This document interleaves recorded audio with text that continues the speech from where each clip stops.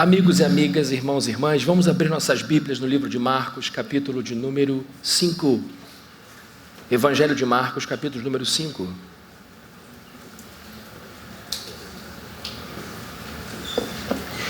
Nós vamos ler a partir do verso 1, vamos até o 20. Marcos, capítulo 5, verso 1 diz assim: Eles atravessaram o mar e foram para a região dos Gerazenos. Quando Jesus desembarcou, um homem com um espírito imundo veio dos sepulcros ao seu encontro. Esse homem vivia nos sepulcros e ninguém conseguia prendê-lo, nem mesmo concorrentes, pois muitas vezes lhe haviam sido acorrentados pés e mãos, mas ele arrebentara as correntes e quebrara os ferros de seus pés. Ninguém era suficientemente forte para dominá-lo. Noite e dia ele andava gritando e cortando-se com pedras entre os sepulcros e nas colinas. Quando ele viu Jesus de longe, correu e prostrou-se diante dele e gritou em alta voz: Que queres comigo, Jesus, Filho de Deus Altíssimo? Rogo-te por Deus que não me atormentes. Pois Jesus lhe tinha dito: Saia deste homem, espírito imundo. Então Jesus lhe perguntou: Qual é o seu nome?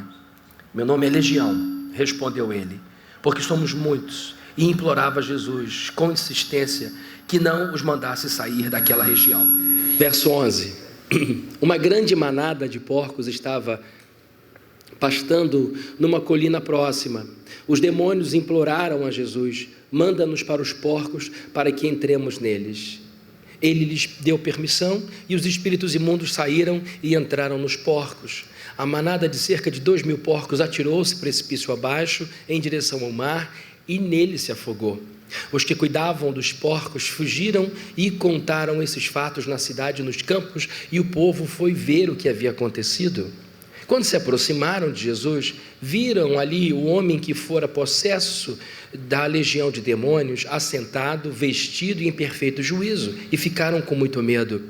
Os que estavam presentes contaram ao povo o que acontecera ao endemoniado e falaram também sobre os porcos.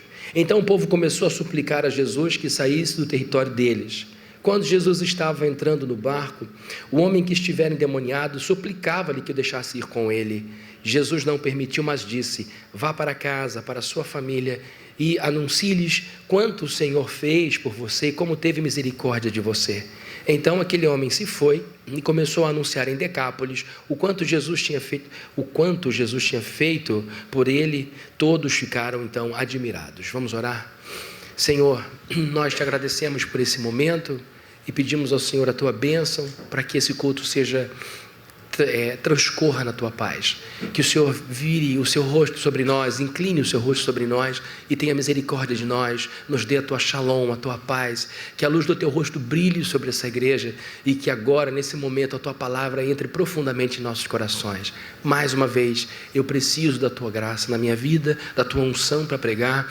Eu não tenho direito a isso, então eu peço humildemente que o Senhor tenha compaixão e me use para a tua glória e em nosso benefício, e te peço que o Senhor faça o mesmo com os meus irmãos e irmãs que estão ouvindo, que o acolham com corações espirituais e que os nossos filhos aqui embaixo recebam a tua palavra com graça também, para que todos nós, juntos em família, possamos crescer na tua presença. Em nome de Jesus oramos, Deus. Amém. Há alguns anos atrás, meu filho João Felipe me apresentou a um psicólogo que ele gostava muito de acompanhar pela internet. Ele se chama Jordan Peterson. E ele falou: pai, assiste um vídeo dele que você vai gostar. E realmente gostei muito desse psicólogo, que foi professor da Universidade de Harvard, de psicologia. Foi professor, não sei se ainda é professor, acho que não por causa da agenda dele, professor da Universidade de Toronto, também no curso de psicologia. E o jornal New York Times, que é um grande jornal no mundo, apontou Jordan Peterson como o intelectual mais influente da atualidade. Segundo o New York Times, é o intelectual que mais alcança pessoas, e não é só um alcance, não é só a abrangência, mas a profundidade dos seus ensinamentos estão hoje na primeira linha em termos de influenciadores. Aqui eu vou pedir para o Lincoln projetar aqui para vocês. O Jordan Peterson, escreveu um livro que eu indico para todos aqui, chamado 12 Regras para a Vida.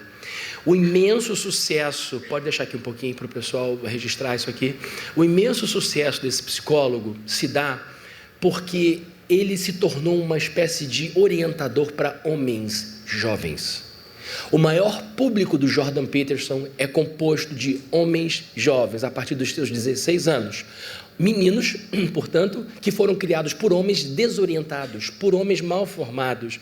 E a influência dele entre os jovens é muito positiva, porque ele estrutura a vida das pessoas com aquilo que o bom senso fala, e fala do alto de sua carreira de psicologia. Um dos livros dele é uma obra de referência na psicologia.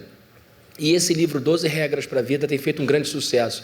Uma vez eu estava com a minha esposa numa livraria em Ipanema e a gente estava vendo um livro, chegou um adolescente, 16 anos no máximo, e ele perguntou para a vendedora: vocês têm aqui 12 Rules for Life? A mulher não entendeu nem o começo da frase. E aí ela falou, não. Ela digitou alguma coisa lá, não temos. Aí eu falei, ele não pode sair daqui sem esse livro, ele está pedindo em inglês, porque ele ouve esse cara na internet. Eu falei, dá licença, você está procurando o livro do Jordan? Ele falou, é. Eu falei, são 12 regras para a vida. É o livro 12 regras para a vida. Ah, tá, esse a gente tem. Eu falei, eu sei que tem, que eu vi lá, que a vendedora sumiu, ficou um pouco constrangida. E aí o adolescente, super garotão, virou para mim, você gosta do Jordan? Eu falei, eu gosto muito. Já leu o livro dele? Eu falei, já. Então bate aqui. Aí bateu. E eu fiquei tão feliz de ver um garoto bonito, garoto de praia mesmo, de uma vida que tinha tudo para dar errado.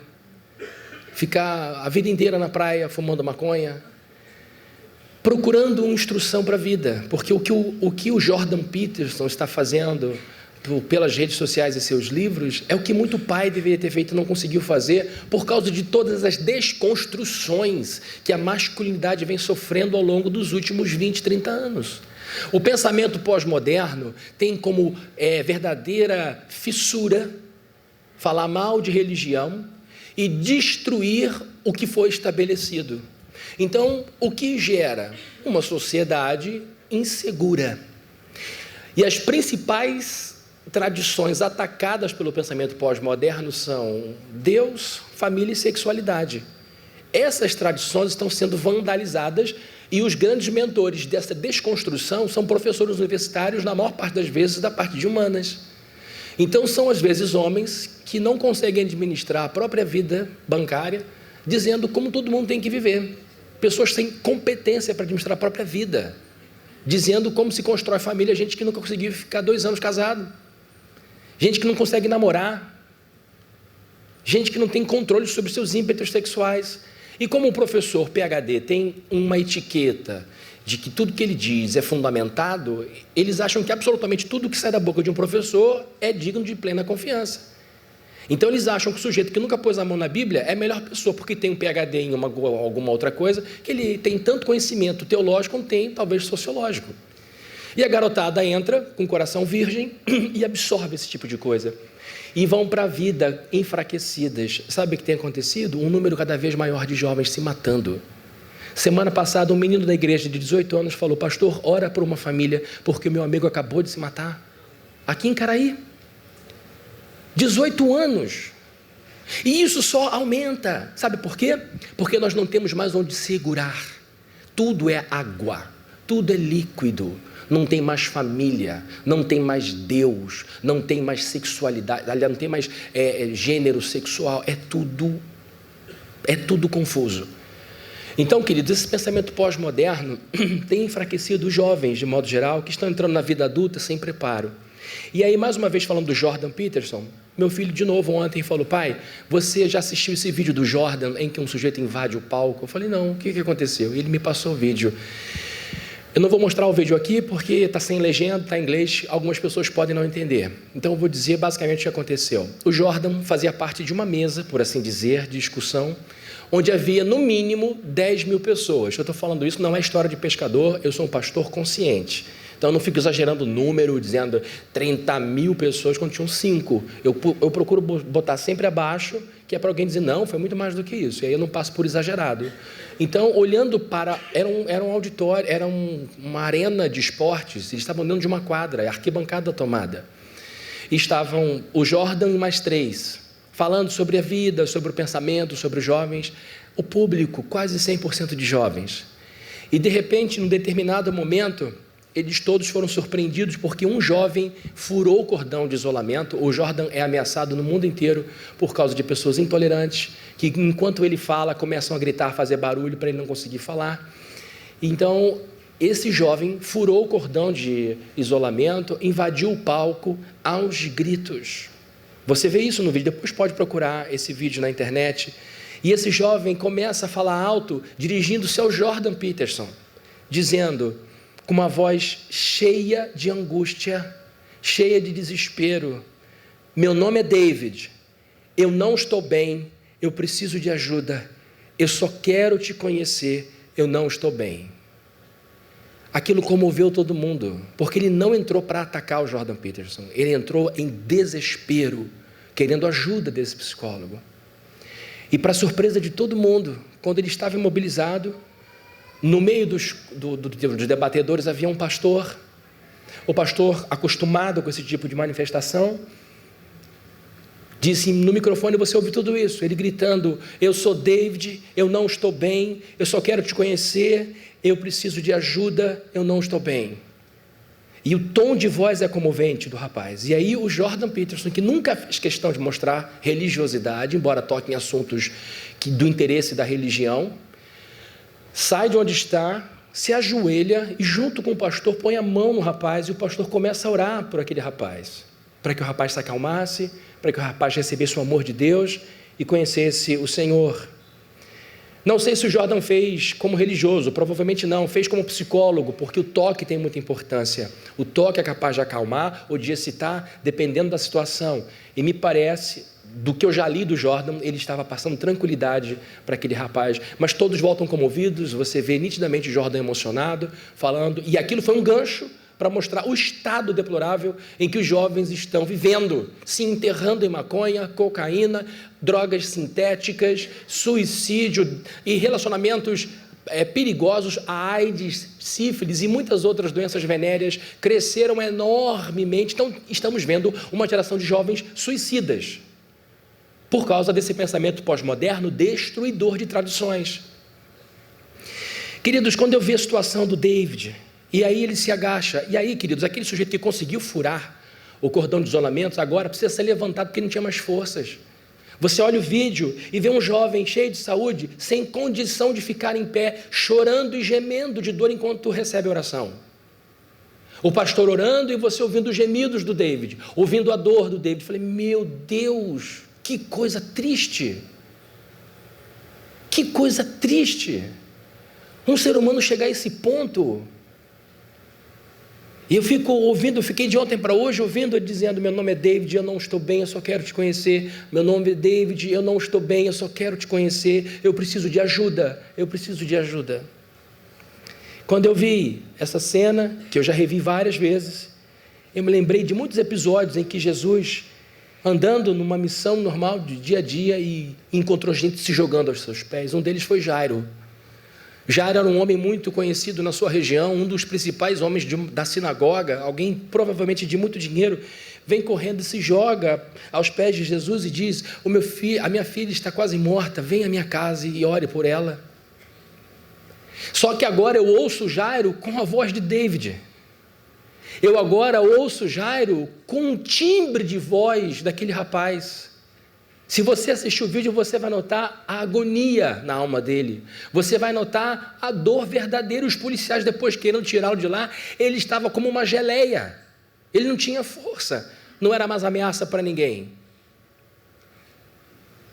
E aí aquilo encheu meu coração de tristeza e de compaixão por esse jovem. E me lembrei de Jesus Cristo nesse mundo. Jesus ouviu esse clamor, ele ouviu esse timbre, o timbre de voz de alguém que sofre. Um jovem que entra numa situação como essa pode ter certeza que para aparecer não é. porque é a exposição planetária da vergonha, da falência. E aqui estamos diante de um texto em que vemos um ser humano correndo e se jogando aos pés de Jesus Cristo. Só que o que levou esse sujeito aos pés de Jesus Cristo não foi sua vontade, foram os demônios que estavam dentro dele. Diferentemente do David, que foi por vontade própria aos pés de um psicólogo, que é uma referência hoje para nós, aqui encontramos o endemoniado indo até Jesus, mas por direcionamento das trevas. E aqui não vemos demônios pedindo ajuda, não vemos demônios pedindo que o Senhor tenha compaixão para que então os ajude. Não, o que vemos aqui são demônios tomando conta de uma pessoa. E eu quero ver com vocês rapidamente aqui algumas características da vida desse sujeito que não tem nome. Ele tem um problema e um CEP. O seu problema, ele era uma residência de demônios. Sua posição geográfica, ele era de Gadara, por isso Gerazeno ou Gadareno, dependendo da sua Bíblia. Então nós temos uma pessoa com um sério problema espiritual e com repercussões em todas as áreas da vida, e um sujeito com uma posição geográfica, ele era de uma região. Jesus tinha acabado de atravessar o mar da Galileia, tinha passado por um grande susto. Ele não, porque ele estava dormindo. Mas os discípulos passaram por um grande susto, porque uma tormenta os surpreendeu, e eles foram admiravelmente apresentados ao poder de Deus que mandou o vento se aquietar e o mar se acalmar, e tudo voltou ao normal. Depois dessa tempestade, Jesus dá conta com outra tempestade. Vem ao encontro dele um furacão, ou um tufão, ou um tornado, seja lá o fenômeno que você mais gosta. Vamos ver em primeiro lugar, queridos, que esse sujeito, esse Gerazeno, tinha uma vida de escravidão. Uma vida de escravidão. Leiam comigo o verso 2. Quando Jesus desembarcou, um homem com um espírito imundo veio dos sepulcros ao seu encontro. Aqui a Bíblia diz que ele estava possuído por mais de um. Num determinado momento, Jesus faz uma pergunta. Não era comum Jesus ficar entrevistando demônio, né? Jesus não dava microfone. Vamos lá, dá o teu testemunho. O que você já fez de maldade aqui e tal? Não fez isso. Mas ele faz de uma maneira muito didática uma pergunta. Qual é o seu nome? E ele não ouviu Epitácio, ele não ouviu Arípota, ele não ouviu Gregório, ele ouviu Legião. E quando ele fala Legião, ele diz, por que esse nome? Porque somos muitos. Uma legião romana podia ter até 6.000 soldados. Não necessariamente havia ali um grupo de 6.000 demônios, mas havia muitos. E o nome dele era coletividade. Somos uma coletividade de coisa ruim dentro dele. Não dá para a gente imaginar o que é isso. Não dá para a gente perceber. O que a gente consegue é ler o relato da história desse sujeito totalmente dominado por demônios. Vejam, não é um endemoniado que corre até Jesus clamando por ajuda. São os demônios que estão usando o corpo dele, movendo os músculos, sinapses do cérebro, entrando na presença do Senhor e dizendo, por favor, não nos atrapalhe. Porque os demônios sabiam quem Jesus era e que aquele não era o momento final da história. Os demônios, prestem atenção, reconheceram a divindade de Jesus mais rápido que os discípulos e que os fariseus. Se curvaram diante de Jesus com muito mais facilidade do que os fariseus fizeram. Porque eles tinham uma noção plena da realidade. E ali, eles correm e dizem, ainda não é a nossa hora. A gente ainda tem um tempo para bagunçar esse planeta. A gente te pede para que possamos ficar aqui nessa região. E olham, tem uma manada de porcos lá, entram nos porcos, os porcos se suicidam. Uma vida completamente fora de controle, um escravo espiritual.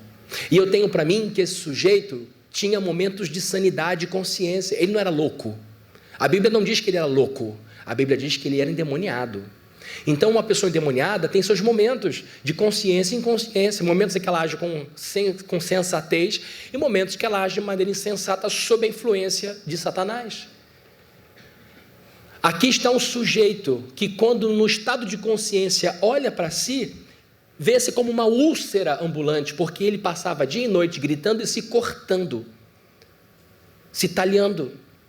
Satanás estava roubando e matando toda a vida desse sujeito. Uma vida de escravidão fora do seu controle.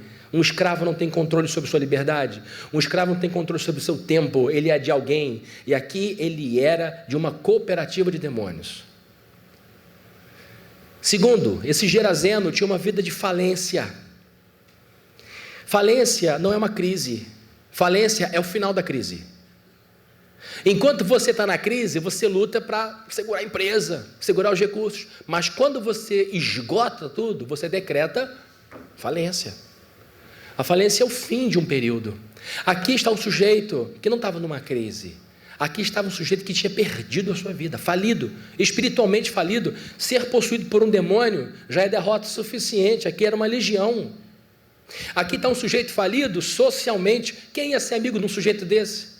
Não tinha convívio com ele, ele vivia isolado, não tinha vida social. E vou dizer, a gente faz o que faz, se arruma, se ajeita, se prepara, impressiona, para poder ter a aprovação do outro. A gente vive o tempo inteiro nesse necessário espelhamento social. É assim que a gente se constrói. Isso é muito importante, saber trocar, saber dar e receber. É por isso que você usa desodorante, é por isso que você usa perfume, é por isso que você se arruma e corta o cabelo. Se não faz, deveria fazer essas coisas todas. Porque a gente precisa da aceitação, da aprovação. A gente quer estar no centro e não fora do centro. Já ouviram a palavra excêntrico? É ex-center, fora do centro. A pessoa excêntrica é aquela que está fora do campo visual e causa estranheza, porque ela não se comporta como todo mundo. Ela não age como todo mundo, ela está fora, ex, do centro. A gente quer ficar no epicentro. A gente quer ficar onde tudo começa. E para isso a gente vai se adequando àquilo que a sociedade diz que é correto. Ele não tinha vida social. Ele também sofria da falência profissional. Como é que você dá emprego para um sujeito desse? Olha, eu fiz a entrevista com ele no estado de consciência e falei, é de segunda a sexta-feira, de 9 às 5. Agora, eu não sei se ele vai estar assim amanhã. Ninguém dá emprego para uma pessoa assim. E em Israel, homem tinha que trabalhar. Nessa região do mundo, trabalho era uma questão de virilidade. Todo pai deveria ensinar seu filho religião, moral e uma profissão. Aqui está um sujeito que não podia trabalhar, exercer com dignidade alguma função. Tinha sofrido, lógico, a falência financeira, nem como mendigo ele poderia viver. Falência emocional, não amava e nem era amado por ninguém. E falência familiar. Jesus falou, vai e volta para a tua família. Ele estava longe da família.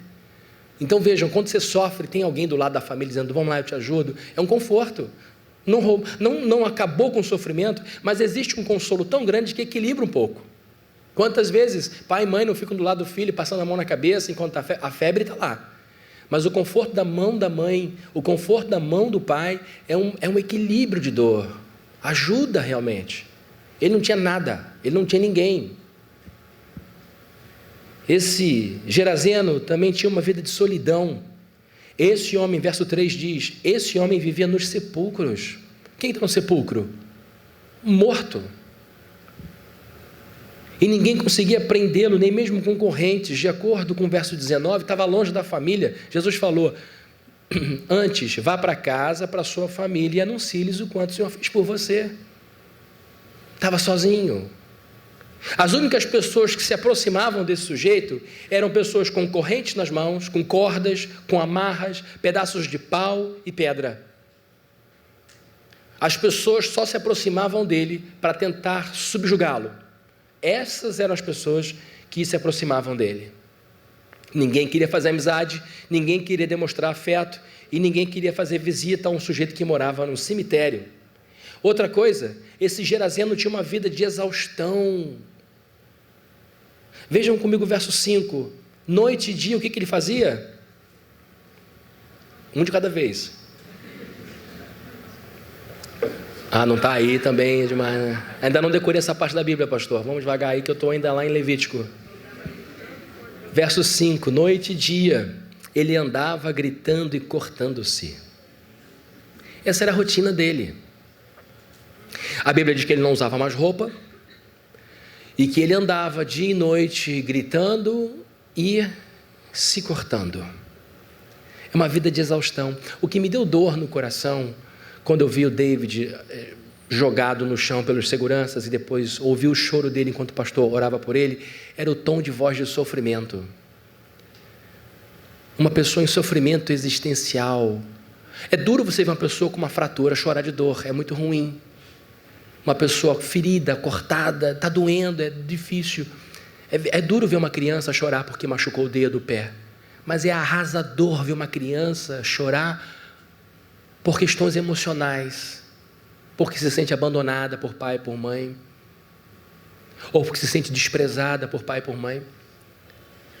A minha dor do David foi ver a exaustão de uma alma, de um espírito, pelo tom de voz, pela tristeza e pela completa falta de força na hora de que foram levantar, a gente vê que ali estava um homem exaurido. E aqui na Bíblia diz, esse sujeito, evidentemente, que vivia exausto, gritos de um homem desesperado, gritos de um homem incapaz. Às vezes eram gritos movidos por atiçamento espiritual, mas também eram momentos de angústia de um homem consciente que olhava para si e via, nem roupa eu uso mais, e estou todo ferido, todo destruído. Eram gritos de um homem escravizado, de um homem falido, solitário, exaurido, um homem maltratado. Queridos, Deus nos criou a sua imagem e semelhança. Essa história de direitos humanos, tudo isso é muito importante, mas de onde ele tirou isso? Do cristianismo.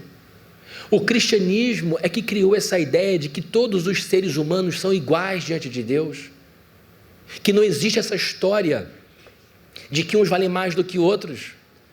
E a gente luta como igreja para que cada um de nós tenha uma vida digna desta vocação, para sermos imagem desse Deus, e respeitamos todas as pessoas aí fora a partir desse princípio, de que cada pessoa é imagem e semelhança de Deus. O que eu quero dizer é que a gente como cristão tem que respeitar em primeiro lugar a humanidade, independente da religião ou não, independente da classe social ou não, é a humanidade daquela pessoa que reflete quem Deus é. Tem que cuidar bem da humanidade da pessoa. Eu recebi uma pesquisa há pouco tempo do Euromonitor, que é um instituto que faz pesquisas que orientam o mercado, que orientam consumidores, que orientam a indústria, sobre as tendências do futuro. E uma das tendências para o futuro é que haja um planeta cada vez mais protetor dos animais. Um planeta que, inclusive, vai se tornar mais vegano por rejeitar qualquer tipo de maltrato aos animais. Então, a tendência é que a gente encontre cada vez mais amigos dizendo que não comem nada de origem animal e que estão substituindo aquela fonte de proteína animal por uma outra fonte. Por quê? Porque o mundo se despertou para a necessidade de cuidar bem dos animais, além de todo o problema ecológico, ambiental, dos grandes pastos, dos grandes rebanhos de gado. Então, esta é uma tendência dessa sociedade, cuidar cada vez mais dos animais. Se nós ficamos com o coração doído quando vemos um cãozinho maltratado, largado, sarnento, que apanhou muito, imagine o coração de Deus quando vê um homem como esse endemoniado aqui. Imagine o sistema nervoso desse sujeito. Imagine como não estava o seu sistema imunológico. Não vestia roupa, estava exposto ao calor do dia e ao frio da noite. Vivia estressado, ou seja, o motor do estresse liberava muitos hormônios fortes que com o tempo iam depauperando o seu sistema imunológico, ou seja, exposto a uma série de enfermidades, potencializando, facilitando a entrada de várias enfermidades no seu corpo. E além disso, ele se talhava, se cortava, outro canal aberto para infecção. Quantas inflamações ele não tinha no seu corpo? Porque ninguém cuidava daquele sujeito, ninguém passava bálsamo, ninguém limpava com sabão as suas feridas. Então era um sujeito com uma saúde comprometida, com certeza, uma espiritualidade arrasada. Falamos um pouco desse sujeito, como era a sua vida, mas agora eu quero terminar, daqui para frente, falando sobre a pessoa com quem ele encontrou e que mudou completamente a história dele. Sem que houvesse uma agenda pré-marcada, sem que houvesse uma solicitação desse sujeito, sem que houvesse um clamor da parte dele, pelo menos a Bíblia não informa nada disso, Jesus faz uma visita até ele. Gente, Jesus chegou, saiu do barco, fez o trabalho, curou o sujeito e foi mandado embora. É um bate-pronto. Ele não ficou em Decápolis, ele foi para ficar, em tese. Mas os moradores disseram com muito cuidado, olha, a gente vai falar com o senhor, não fica chateado não. Todo mundo com medo, né? Viram que Jesus foi capaz de dominar com palavras um sujeito que ninguém segurava com corrente. Ninguém chegou, ei, quem é Jesus? Vamos sair daqui. Ninguém é doido de fazer um sujeito desse que botou de joelhos um endemoniado como aquele. Senhor, sabe como é que é essa história? A gente está precisando de porcos. O senhor, sem querer, matou 2.000 aqui, vai dar um prejuízo para o seu fulano. O nosso medo é que o senhor continue aqui, a gente não sabe direito como é que o senhor prontamente entende que a gente não deve permanecer onde a gente não é bem quisto.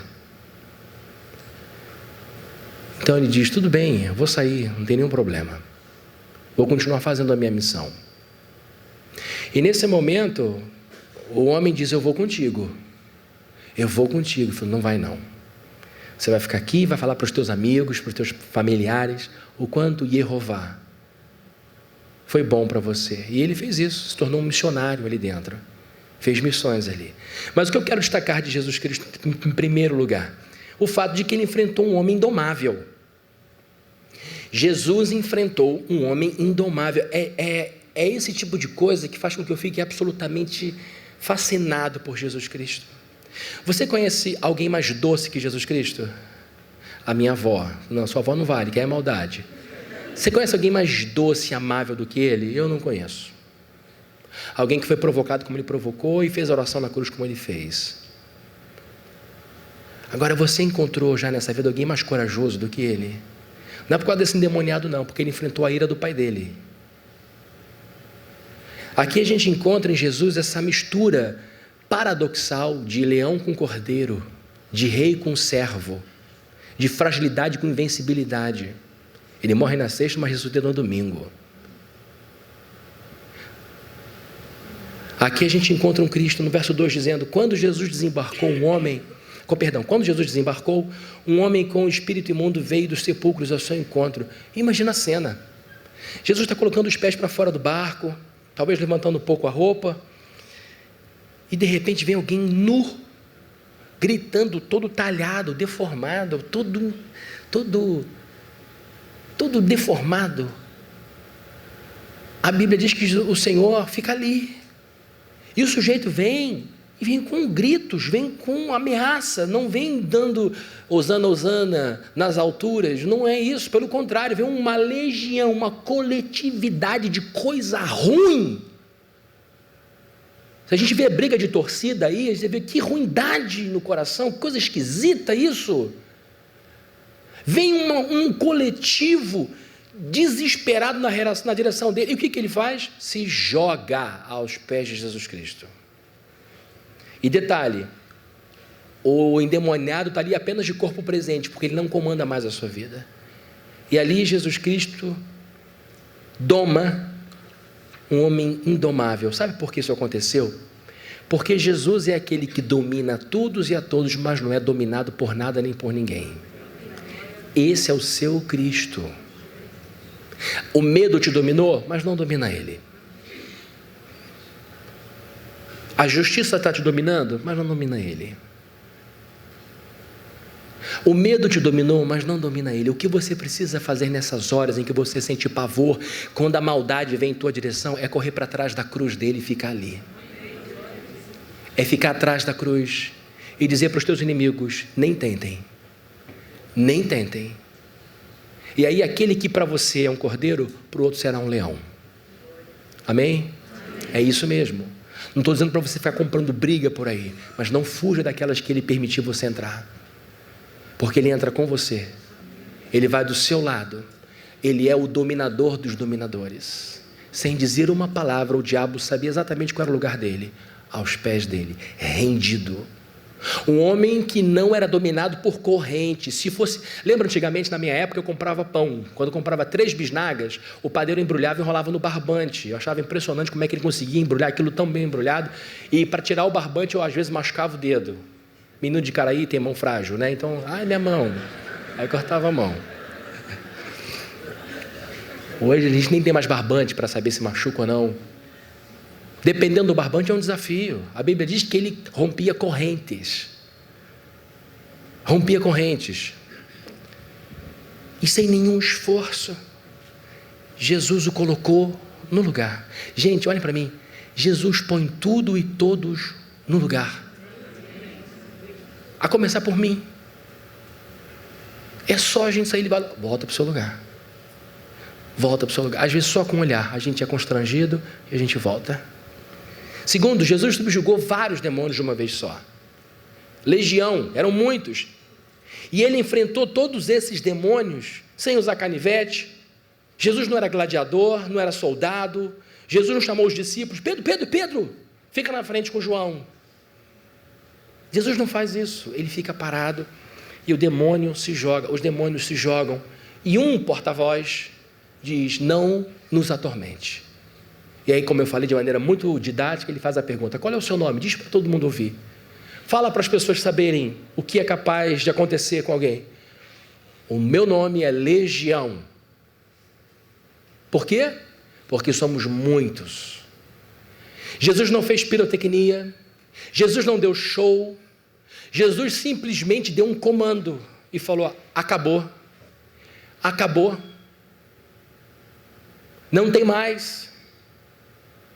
E a Bíblia diz, queridos, que depois do episódio eles saíram, foram embora. Leiam comigo o verso 15, por favor, o que é que diz? O verso 15 diz, quando se aproximaram de Jesus, viram ali um homem que fora possesso, da legião de demônios. Como é que ele estava? Assentado, vestido e em perfeito juízo. Por favor, olhem para mim com vontade. É isso que Jesus faz conosco. Ele arruma a nossa vida. Ele arrumou a vida desse sujeito que andava nu como louco, sem rumo. E agora, do lado de Jesus, está um aluno, com alma de menino, vestido, não anda mais nu, e em perfeito juízo. Se você continuar ouvindo esses ensinamentos pós-modernos, que dizem que homem não é homem, mulher não é mulher, e que você pode fazer o que você bem quiser da sua vida, e que religião não serve para nada, que a Bíblia é um livro vencido, se você ficar dando ouvidos a essas pessoas com suas ideias vão desestruturar você. E vou te dizer uma coisa, acontece aos poucos. Quando Jesus Cristo fez o que fez na vida desse homem, foi num momento só, foi poderoso, foi num estalo, uma explosão, pum! Rapidinho ele se sentiu constrangido, voltou a ser gente, eu quero uma roupa para mim, e eu tenho que me assentar, eu vivi agitado, andando de um lado para o outro, agora eu estou sentado do lado de Jesus, eu quero estar onde ele estiver, eu quero usar roupa, eu quero uma vida arrumada. Isso aconteceu no estalo, mas o nosso desvirtuamento é processual. É muito importante você perceber que a gente não se afasta de Cristo, que a gente não se afasta das coisas de Deus de uma hora para outra. É o flerte com uma ideia, é abrir o coração para outra coisa, é questionar alguns fundamentos, e com o tempo você vai percebendo que está tão longe daquilo que um dia foi cristianismo, que agora para voltar é muito difícil. Você abre uma concessão, faz uma concessão, fez uma, não fazia antes, em nome de uma nova cabeça, de uma nova forma de entender as coisas. Junto dessa pequena concessão, você não percebe que como você faz uma coisa, você faz todas as outras coisas. Você tem que parar de isolar eventos na sua vida. Hoje eu vou dormir um pouco mais, se eu atrasar hoje não tem problema. Esse atraso tem repercussão em toda a sua vida. A nossa vida é um sistema global, e você não pode ficar achando que o relaxamento aqui não tem impacto lá. O que você faz, como você faz uma coisa, como você faz todas as outras coisas. Então pare de isolar eventos. E quando você diz, é só um pensamento, é só um cigarro de maconha, é só uma bebida, é só um negócio, você está abrindo porteiras em outras áreas, você está relaxando o seu espírito. Estou dizendo isso, queridos, porque nós estamos perdendo jovens para professores que não cuidam nem da própria vida, que ficam dentro da universidade, muitas vezes pública, que nunca vão ser mandados embora, muitas vezes são péssimos professores, que dão metade do tempo de aula, uma aula cretina, ensinando besteira, combatendo dentro daqueles muros, nunca enfrentaram a política na rua, nunca foram para a rua pedir voto, nunca foram para a rua tentar administrar uma cidade, nunca tentaram ser síndico do prédio, e estão vomitando em cima do cristianismo. E os alunos cristãos dizem, eu não posso nem abrir minha boca. A tolerância que eles pedem, eles não concedem. Então é muito importante a gente entender que isto é uma batalha de posicionamento acima de tudo. Não é para você sair brigando, discutindo, debatendo, pelo amor de Deus, mas é para você ter orgulho desta pessoa que arruma vidas, arruma nações. Eu sou calvinista, não por João Calvino, mas por causa da cabeça desse homem que dizia, por onde eu passar, eu tenho que levar progresso. As pessoas precisam aprender a estudar, as pessoas precisam crescer, as pessoas precisam trabalhar com excelência, as pessoas precisam fazer que a glória de Deus reluza onde eles estiverem. Quando você abre uma concessão para alguma coisa pontual, dizendo o resto está protegido, mentira, está tudo exposto. Então é importante você notar que quanto mais longe de Jesus, mais desarrumado você vai se sentir. Pode ter certeza que quanto mais longe de Cristo, pior vai ficar a sua vida. Isso é papo de pastor que está com medo de perder mesmo de igreja. Eu não estou, não. Estou dizendo do fundo do meu coração, estou dizendo do fundo da minha alma. Eu não preciso de igreja para pregar o evangelho, nem para ser pastor. Aliás, pastor nunca vai ficar desempregado, porque nunca vai faltar trabalho para pastor nesse mundo. Isso daqui não é papo com medo de perder jovem, perder... Não, Deus está enchendo a gente de gente. Olha aqui, olha para trás, você vai ver quanto a gente tem aqui. Com uma coisa simples como essa, uma mensagem simples como essa. Agora, a gente precisa de uma tomada de posição. A gente precisa parar de sentir vergonha de ser crente. A gente precisa ter orgulho de ler a Bíblia. A gente precisa dizer para todo mundo que lemos o livro que é um sucesso literário como nenhum outro.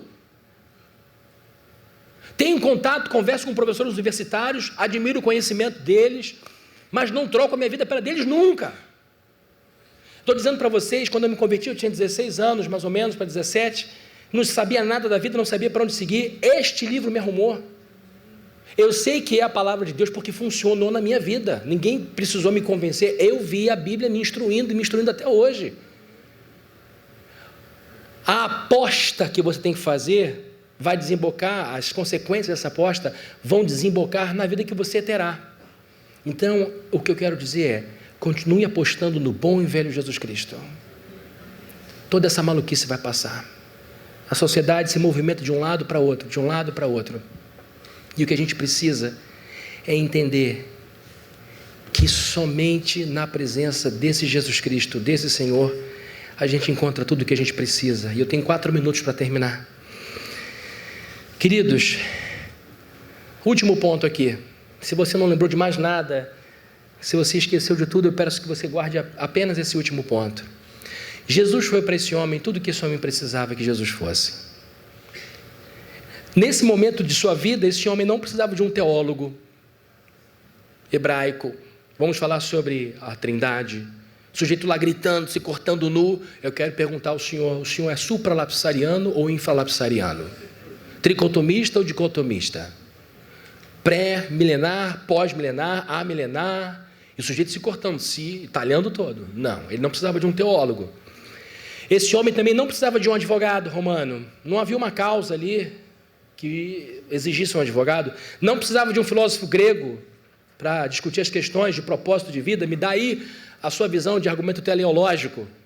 Nada. Esse homem precisava do poder de Deus. Agora, houve um momento, por exemplo, na Bíblia que a gente encontra Nicodemos. Nicodemos precisava de um teólogo. E quem ele encontrou? O maior de todos os teólogos. Jesus discutiu teologia com Nicodemos e foi tão acelerado que Nicodemos falou, não entendi, dá para explicar de novo? Dá, Nicodemos, desculpa, eu achei que você fosse entender. Vamos imaginar, tá. Ele dá uma aula sobre o Espírito Santo, pneumatologia. Na Bíblia a gente encontra uma mulher que foi pega em flagrante adultério. O código estava lá, pessoas pegas em flagrante adultério têm que ser o quê? Pedrejada. Do que ela precisava? De um bom advogado criminalista. Quem ela encontrou? Jesus de Nazaré. Foi bem sucedido. A mulher samaritana, que tinha tido vários maridos, ela precisava de um homem que a amasse, de verdade. Quem ela encontrou? A fonte de todo amor verdadeiro. Bartimeu, um mendigo que ficou desesperado porque era jogado para longe, Jesus passava e falou, é minha única chance. Ele falou, Jesus, filho de Davi, tem misericórdia de mim. Jesus, filho de Davi, tem misericórdia de mim. Do que ele precisava? de um bom oftalmologista. Quem ele encontrou? O médico dos médicos. E foi curado. O ladrão da cruz. No fim da vida ele se arrepende e diz: Senhor, se possível, lembra de mim quando o Senhor entrar. Lembra de mim quando o Senhor entrar lá. Ele só pediu isso: lembra de mim. Defendeu Jesus, o outro escarnecendo, falou: você não tem temor a Deus nem nessa hora? Ele não fez por onde, nós fizemos, ele não. Ele falou: Senhor, se o Senhor chegar lá e lembrar de mim, já vou estar por satisfeito. Sabe do que ele precisava? De um juiz compassivo e poderoso para livrá-lo da pior sentença que uma pessoa pode ter, que é a sua exclusão da presença de Deus. E quem ele encontrou? O juiz dos juízes. O que eu quero dizer, e agora eu quero que você olhe com vontade para cá. Jesus é tudo o que você precisa, na hora que você precisar. Vai haver um momento que você vai precisar de um teólogo, ele vai ser o seu teólogo. Vai chegar um momento que você vai precisar de amor, ele vai te dar amor. Vai chegar um momento que você vai precisar de alguém que te defenda, ele vai ser o seu advogado. Você só precisa ter toda a convicção no seu coração de que Jesus Cristo é tudo o que a gente precisa. Tudo, tudo, tudo. Vamos para casa com essa certeza de que Jesus enfrentou um homem indomável. Ele é o dominador dos dominadores. Jesus subjugou vários demônios de uma única só vez. Não fique preocupado com a quantidade de inimigos que você tem para enfrentar. Isso não impressiona Jesus Cristo. Jesus transformou um endemoniado, botou-o sentado em perfeito juízo vestido. Ele vai arrumar a sua vida. Vai arrumar a sua vida. E Jesus foi tudo o que esse homem precisava que ele fosse. Ele se tornou para esse homem tudo o que ele precisava. Vamos orar, queridos? Vamos pedir a bênção de Deus sobre nós. Senhor, em nome de Jesus, nós nos colocamos aqui em oração, pedindo a Ti a Tua bênção, a Tua graça sobre a nossa vida. Nós temos sofrido muitos ataques nos últimos dias, e algumas pessoas acreditam que a Tua igreja não vai suportar, o que é uma bobagem. A igreja é Tua. Já passamos por perseguições piores. Paulo prosperou no Império Greco-Romano. A carta de Coríntios foi escrita para uma igreja grega, cuja filosofia era absolutamente liberal, tolerante, e mesmo assim ela prosperou e chegou até aqui. Nós pedimos a Deus para que o Senhor proteja os que estão sob ataque nesses momentos, para que a gente não desvie nem para a direita nem para a esquerda, e que a gente tenha sim a convicção de que o Senhor continua sendo o mesmo Deus. Que o Senhor proteja as nossas famílias, que o Senhor proteja os nossos filhos, para que não caia na exaustão que esse jovem caiu, porque confiou no nada. Que em nome de Jesus possamos celebrar o Deus que é todas as coisas em nossa vida. Amado Deus, eu te peço em nome de Jesus, para que se houver alguém aqui oprimido por espírito imundo, se houver alguém aqui desorientado na vida, que tudo o que foi falado sirva para essa pessoa acreditar de coração que o Senhor há de ser tudo o que essa pessoa precisa. Em nome de Jesus nós oramos. Que a graça de nosso Senhor Jesus Cristo, o amor de Deus, o nosso Pai, e a comunhão e consolação do Espírito Santo estejam com todos aqui presentes, desde hoje para todos sempre. Amém.